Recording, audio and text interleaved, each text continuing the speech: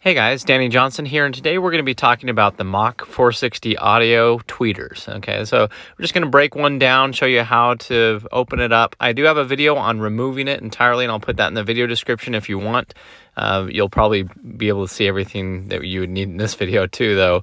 But basically, it has a cover on the front, and the best way to get this off is to get a flathead screwdriver, and right here at the corner, very gently, because you don't want to tear it up, just kind of pry it and it will pop away. And so now that screen cover, as you can see, pops right up and you can take it right off.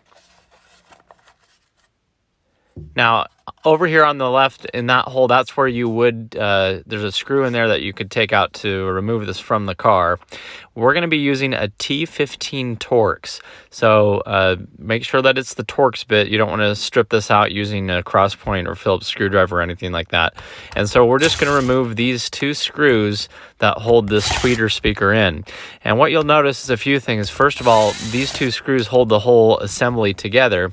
Second of all, when you pull this thing out, it's not just your average tweeter. You can see this thing is like a little tiny baby subwoofer. That's why these sound so good, and I like them over the aftermarket ones.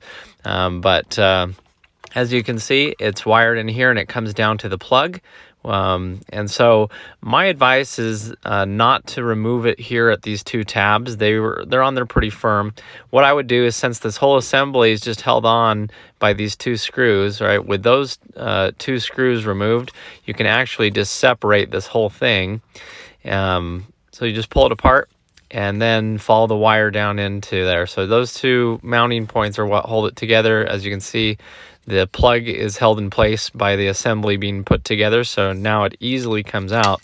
So that's just how easy it is to remove these Mach tweeter speakers if you needed to do that.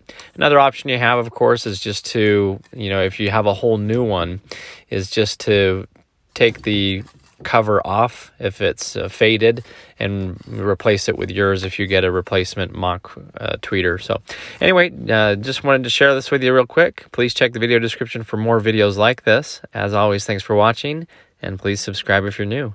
Thanks, guys.